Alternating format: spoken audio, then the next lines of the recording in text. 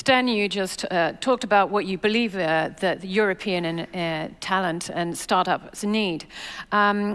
But when it comes to investments, dual-use tech is surging here right now. It seems defense tech and defense investment seems to be one of the things we hear about in the news every morning, and yet founders still face major bottlenecks when it comes to scaling.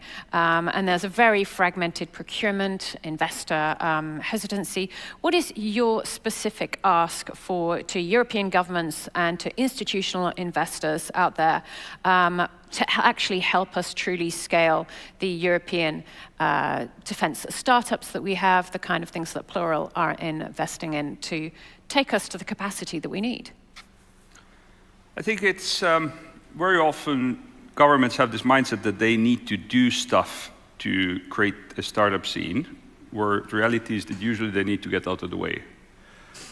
and that means removing all kinds of barriers, figuring out options taxation, which is still broken in many markets in Europe, figuring out like, I don't know, startup visas, some things that in Estonia I feel very happy about how we've solved those, and they've had a notable impact. We have a multi-digit, we have like 4 or 5% of GDP coming from early stage tech in this country. We have like 2% of working population in this country works in early stage tech companies. So you solve those, you have impacts. And so basically we need to use Estonia as an MVP, minimum viable country, and do that in Europe. One playbook that the only European Commission document I've seen founders read, most ambitious founders read in Europe and nod along and say that, yes, this is what we need, is the Draghi report. Mm-hmm. It's been way too long that's been out and no real action. And there are some, like just to pick a few examples from there's like stuff about capital markets. I think, again, like there are European governments that think about, hey, in order to help tech companies, we need to subsidize, we need to give grants, all of that.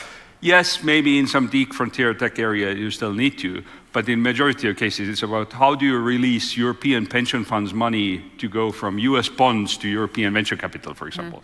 Mm. Like these sort of shifts of assets that we already have, which are policy issues, friction issues, competence issues, but like it's not about like inventing new things, but sort of efficiently allocating what we have, I think.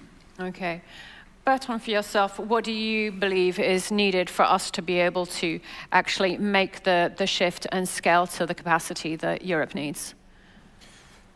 I think kind of back to what I said earlier, we need to be good clients, because I hear you. I think one of the things, I mean, the best service that governments can provide is being good clients. It's not subsidizing, it's just, what I want to be able to do is get a company, see a product, say, I'll buy it, I'll integrate it, we can do that, and you can go to the next client.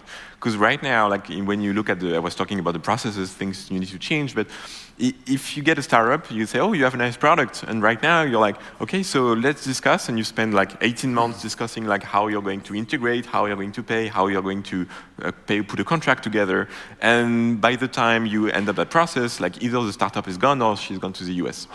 And so I think like the very first thing we need to do, and I'm doing, at least from my perspective, is being a good client and solving the problems that startups cannot solve on their own. I sort out my infrastructure, hosting capabilities and everything, and I get their products inside. I think this is the key part of my mission, and this is, I think, the best service we can provide to those companies. Okay. We have just a few